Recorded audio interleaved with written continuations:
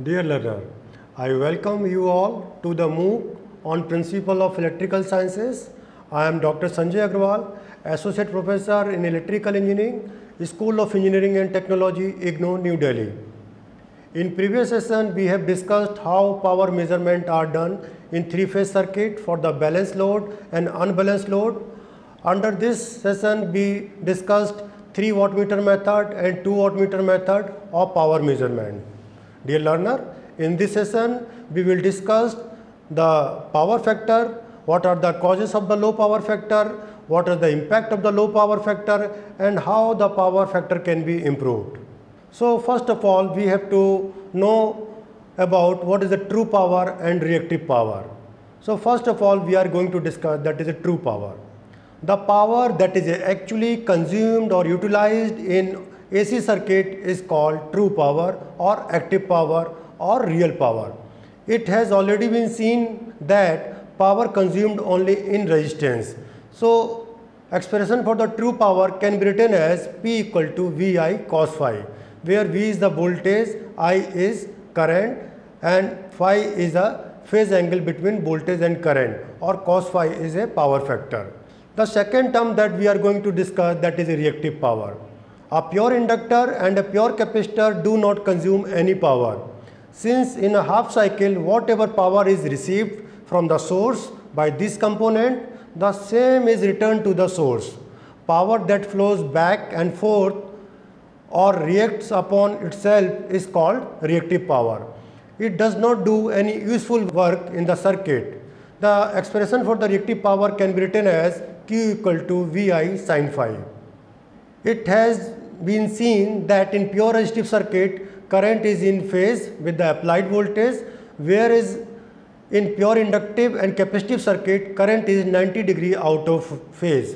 Therefore, it is concluded that the current in phase with the voltage produces a true power or active power, whereas the current 90° out of phase with the voltage contributes the reactive power. Hence, we can write the true power is equal to what? Voltage multiplied by current in phase with the voltage. Similarly, you can write the reactive power is equal to what? Voltage multiplied by current 90° out of phase with voltage. The phasor diagram for an inductive circuit is shown in the figure, where current I lags behind the voltage V by the angle phi. Current I can be resolved into two rectangular components, that is I cos phi, which is in phase with the voltage V, and second, that is another component in the vertical component, that is I sin phi, which is 90° out of phase with voltage V. So you can write the expression for the true power P is equal to V into I cos phi. That means voltage multiplied by the horizontal component of this current, that is I cos phi. So true power P is equal to what? VI cos phi, and true power is measured in watt. Second expression for the reactive power can be written as Q is equal to voltage multiplied by vertical component of this current, that is I sin phi. So reactive power Q can be written as VI sin phi, and its unit is VAR. Third power, that is called apparent power, it is denoted by capital S. It can be written as product of voltage and current, or you can say apparent power S is equal to VI, and unit are written as volt ampere. Now we have to understand the power triangle. So here you can see in the figure, that is the power triangle has been shown here, that OA is representing the true power, that is by the BI cos phi, that is P is equal to BI cos phi. The vertical component AB is representing reactive power, that is VI sin phi, and it is denoted by capital Q. And diagonal part, that is OB, is denoted as a apparent power, and it is denoted by capital S, that is equal to VI. So true power is equal to what? Circuit voltage multiplied by active component of current. This true power produces torque in the motor, heat in the heaters, light in the lamps. Wattmeter also indicates the power. Reactive power is equal to what? Reactive power is equal to reactive component of current multiplied by circuit voltage, and this power is very useful to calculate the power factor of the circuit. And third power, that is apparent power, can be written as circuit current multiplied by circuit voltage. So as I already discussed you that power factor can be defined as cos phi, which is the ratio of the true power to the apparent power. Cos phi or power factor can also be explained as it is a cosine angle between voltage and current. So as I already told you that power factor may be defined in many ways. First, it may be defined as cosine of the phase angle between voltage and current. It may be in leading in nature or lagging in nature. And power factor can also be defined as it is the ratio of resistance to the impedance. Power factor can also be defined as the ratio of true power to the apparent power. Now we have to understand the power factor and its importance. In AC circuit, the power factor may be expressed as power factor, that is cos phi is equal to R upon Z, where R is the resistance of the circuit and Z is the impedance of the circuit. And it can also be termed as true power upon apparent power, as I already explained to you earlier. In the case of the power resistive circuit, current is in phase with the circuit voltage, that phi is 0. Therefore, power factor of circuit is equal to what? Cos phi is equal to 1. So you can say it is a purely resistive circuit, because in case of resistive circuit, the phase angle between voltage and current is 0. While in the case of pure inductive or capacitive circuit, current is 90 degree out of phase with the circuit voltage. That is phi is equal to what? 90 degree. So if you want to calculate the power factor, that means cos phi, so value of phi is 90, that means cos 90 is equal to what? 0. That means in case of pure inductive and capacitive circuit, the value of power factor is equal to 0. For circuit having resistance, inductance, resistance, capacitance, or resistance, inductance and capacitance, the power factor lies between 0 and 1. It may be noted that value of the power factor can never be more than 1. Usually the word lagging or leading is attached with the numerical value of the power factor to signify whether the current lags or leads the voltage. In inductive circuit, current always lags behind the voltage and their power factor are mentioned as lagging power factor, while for the capacitive circuit, the power factor is mentioned as a leading power factor, since in the case current always leads the voltage vector. Now we have to understand the importance of the power factor. So as you know, the power factor of an AC circuit plays a very important role in the power system. Since power of an AC circuit is given by P equal to VI cos phi, if we are talking about the single phase power, so you can write P equal to VI cos phi, where P is the power, V is the voltage, I is the current and cos phi is a power factor. So by this expression you can write the equation of the current also. This can be written as I equal to P upon V cos phi. If we are talking about the three phase power, so for the three phase power you can write expression for the power P is equal to root 3 VL IL cos phi, where VL is a line voltage, IL is a line current and cos phi is a power factor. So you can write the equation of the IL also. This IL can be written as P upon under root 3 VL cos phi. From this relation, it is clear that for a fixed power at constant voltage, the current drawn by the circuit increases with the decrease in the power factor. Therefore, at low power factor, AC circuits draw more current from their mains and result in the following disadvantage. And what are these disadvantages? First disadvantage is greater conductor size. That means at low power factor, conductors are to carry more current for the same power and therefore they require large area of the cross section of the conductor. So if cost of the conductor is increasing, that means economics is coming in the picture of the power system. That means cost of the whole power system is increasing if power factor is low. Second disadvantage is what? Poor efficiency. Poor efficiency means what? Efficiency means what? Output upon input, right? So at low power factor, the conductor have to carry large current that increase copper losses and result in the poor efficiency. Because if losses are increasing, that means output is decreasing. If output is decreasing, that means efficiency is decreasing, because efficiency is equal to what? Output upon input. Third is larger voltage drop. So at low power factor, conductor have to carry large current that increase the voltage drop IR in the system and result in poor regulation, because for the low power factor value of the current is increasing and resistance of the wire is assuming that it is a fixed. So current is increasing, that means current flowing through that conductor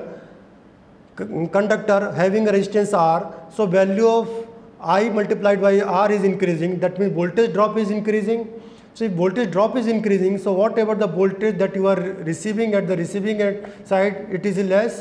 So that means there is a more difference in the voltage from sending end side and receiving end side. So there will be the poor regulation. Next disadvantage is what? Larger kVA rating of the equipment. The kVA rating of the electrical machines and equipment connected in the power system such as alternator, transformer and the switch gear will be more at low power factor, since it is inversely proportional to the power factor. Here you can see that this kVA can be written as kilowatt upon cos phi.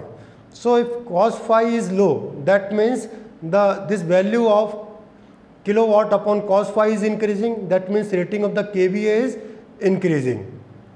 Now we have to understand what are the causes of the low power factor.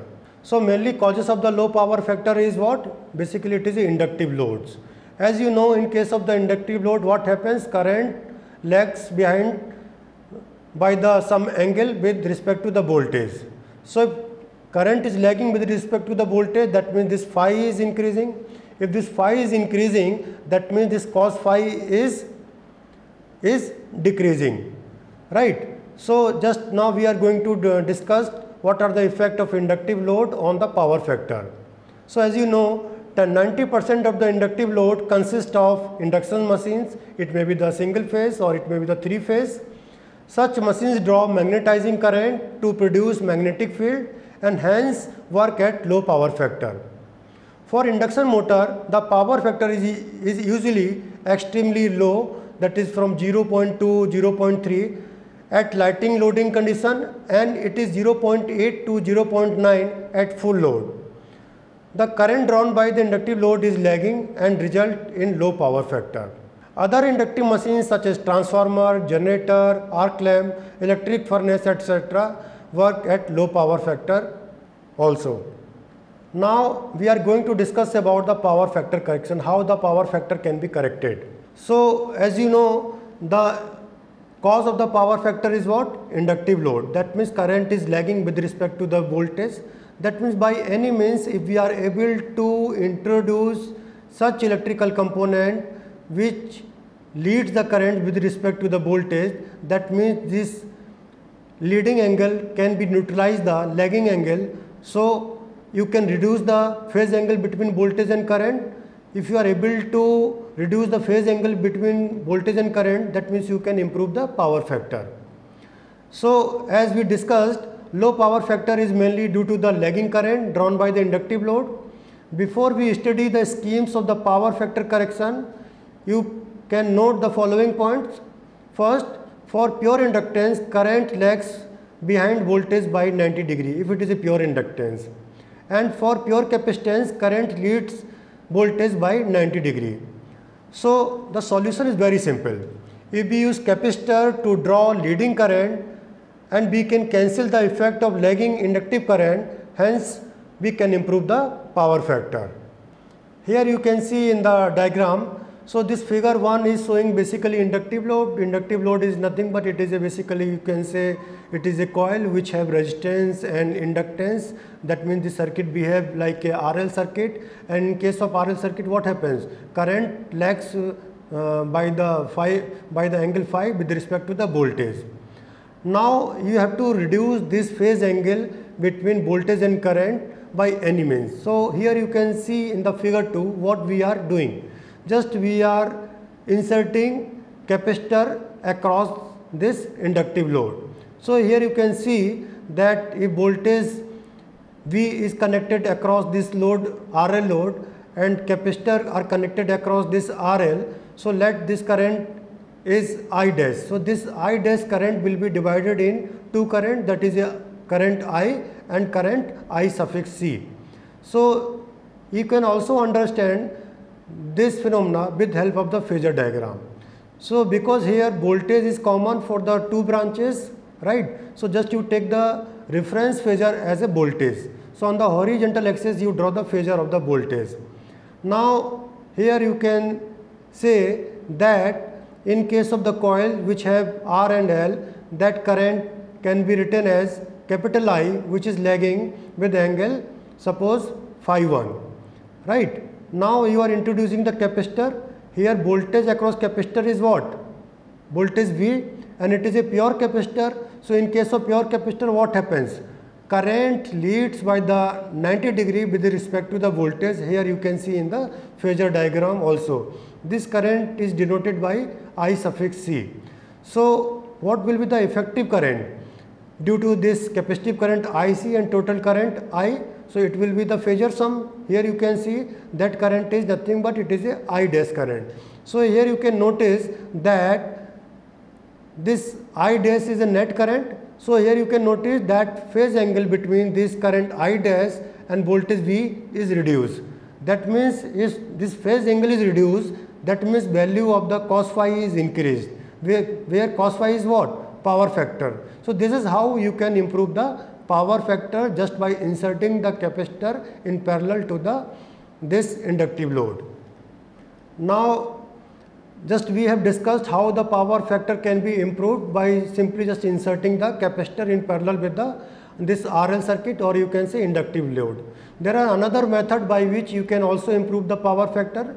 So first method is what? Synchronous motor. So just if you introduce the synchronous motor, you can also improve the power factor. This machine basically draw the leading kVAR when they are overexcited, and especially when they switch gear are running idle. They are employed for correcting the power factor in bulk and have the special advantage that amount of correction can be varied with the changing their excitation. This synchronous motor will be discussed after few weeks in detail, how this synchronous motor work and how the synchronous motor work in the leading condition, and how the synchronous motor work on lagging condition. And second method by which you can improve the power factor, that is a static capacitors. So what are these static capacitors? They are installed to improve the power factor of a group of AC motor and are practically loss free. They draw a current leading in phase by 90 degree. Since their capacitances are not variable, they tend to overcompensate on lighting load unless arrangement for automatic switching of the capacitor bank are made. So next method is phase advancer, by which you can improve the power factor. So what is phase advancer? They are fitted with the individual machines. However, it may be noted that economical degree of correction to be applied in each case depend upon the tariff arrangement between the consumer and the supply authorities.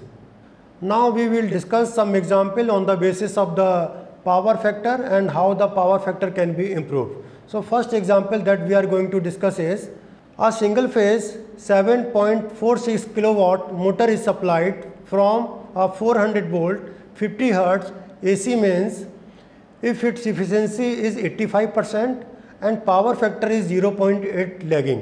What you have to calculate? You have to calculate kVA input, you have to calculate the reactive component of input current, and third is kVAR.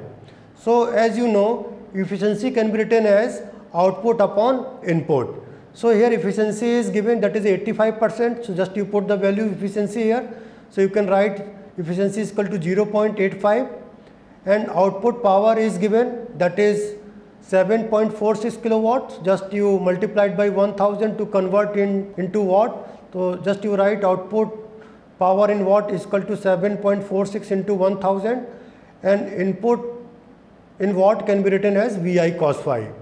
So here power factor is already given, that is a 0.8. So just you put all this value in this expression. So after the rearranging all this term, you can write VI is equal to what? 7460 divided by 0.85 multiplied by 0.8. So after solving this expression, you will get the value of VI is equal to 10970 volt ampere. So this is how you have calculated the VI for this particular motor. Now you have to calculate the input kVA. So input kVA can be written as, because the value is given in the VI, you have to calculate in the kVA. So what you will do, just you divide this VI divide by 1000. So this input can be written as 10970 divided by 1000. So it comes 10.97 kVA. So this is how you have calculated the kVA input. Second parameter that you have to calculate, it can be calculated like this. So input current I can be written as I equal to volt ampere divided by volt, and volt ampere is what? That is already you have calculated, that is 10970, and volts are already given, that is a 400. So after dividing 10970 by 400, you get 27.43 ampere current. So you have now calculated the input current also. Now you have to calculate the active component of current. Active component of current, with help of the phasor diagram, you can write it is equal to I cos phi. So now you have a value of the I, that is input current, that is a 27.43. You have already value of the power factor, that is already given in the problem, that is 0.8. So just you multiply 27.43 multiplied by 0.8, it comes 21.94 ampere. So active component of current is equal to what? 21.94 ampere. Next, reactive component current. Reactive component of current can be written as I sin phi. So you have already value of the cos phi, so you can calculate the value of phi as phi is equal to what? Cos inverse 0.8. So just put the value of phi in the sin phi, so it comes sin phi is equal to what? 0.6. So just put the value of sin phi in reactive component of current, that is equal to I sin phi. So it will be what? Value of phi is what? 27.43, and value of sin phi is what? That is 0.6. So after the solving, you will get the value of reactive component of current is equal to 16.46 ampere. Third, that parameter you have to calculate kVAR. So this kVAR is basically what? kVA reactive. So this kVAR can be written as kVA sin phi. So you have already calculated the kVA, and you have a value of sin phi. Value of kVA is what? 10.97, and value of sin phi is what? 0.6. So just you multiplied 10.97 multiplied by 0.6, it comes 6.58. So kVAR is 6.58. Next example we can discuss for the power factor improvement. Here you can see the example of 50 MVA 11 kV 3-phase alternator supplies full load at lagging power factor of 0.7. What would be the percentage increase in earning capacity of the power factor is increased to 0.95. So what parameters are given, just you note down first. 50 MVA, that means power is given, voltage is given 11 kV, cos phi is given, that is 0.7 lagging. Now it is what you have to calculate. You have to calculate when power factor is 0.95, so what would be the percentage increase in the earning capacity of the power factor. So how you can proceed? Just you can write down the earning capacity is proportional to the power supplied by the alternator. So megawatt supplied at 0.7 lagging can be written as 50 multiplied by 0.7, because this 50 is given in the MVA, right? You have to convert into watt. So if you multiply it by volt ampere by the power factor, so you will get the reading in watt. So megawatt supplied at 0.7 lagging is equal to what? 50 multiplied by 0.7, it comes 35. So megawatt supplied at 0.95 lagging can also be calculated. It can be written as 50 multiplied by 0.95, it comes 47.5. So here you can note down that when this alternator was running at 0.7 power factor lagging, so it was able to generate only 35 megawatt power.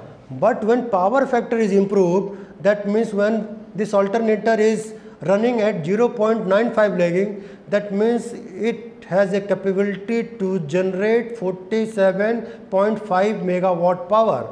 That means how much power capacity, generation capacity of this alternator is increased? Just divide this 47.5 minus 35. So increase in megawatt is equal to what? 12.5. That means if power factor is improved from 0.7 to 0.95, so you are able to generate 12.5 megawatt more power.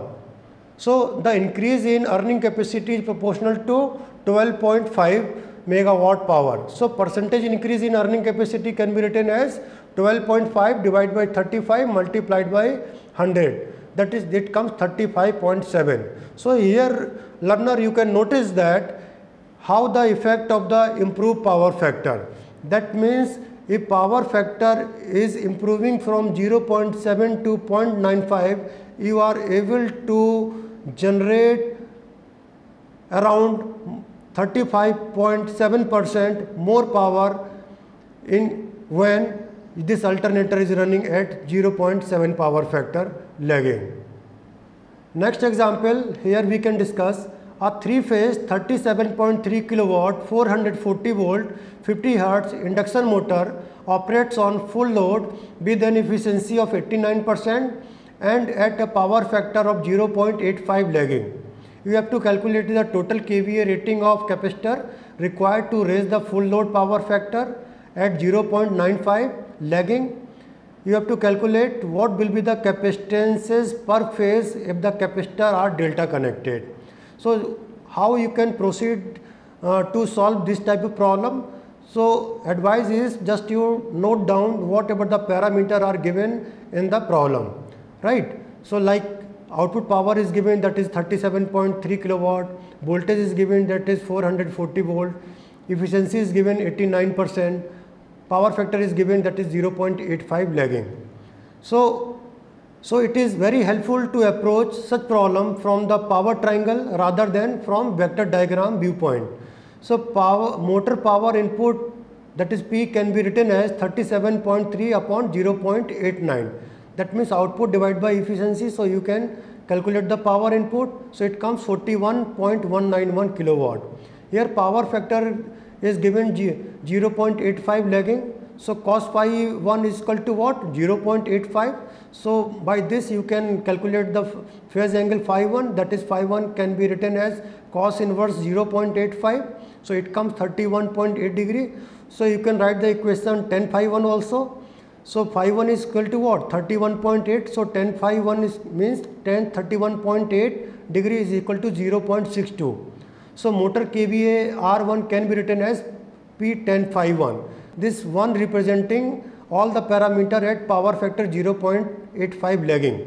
So motor kVA R1 is equal to P tan phi 1 is equal to 41.191 multiplied by 0.62. It comes 25.98.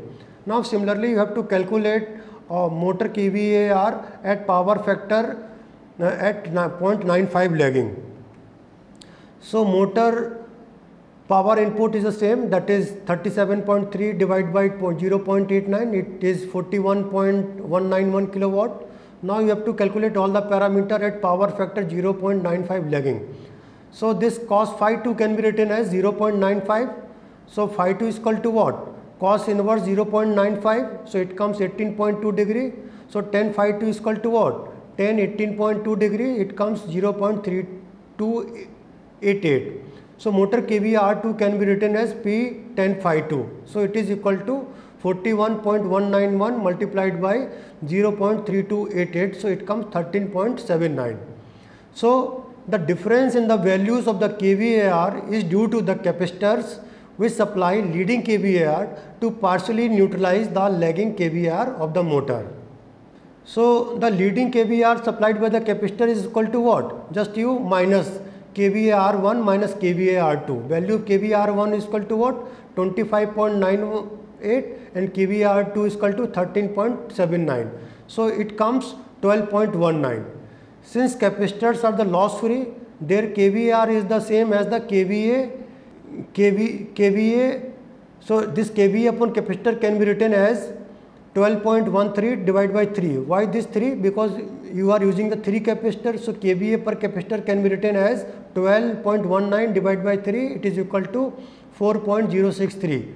So VAR per capacitor is equal to what? It can be written as 4063. In delta connection, voltage across each capacitor is basically 440 volt. So current drawn by each capacitor, that is I suffix C, can be written as 4063 divided by 440, it comes 9.23 ampere.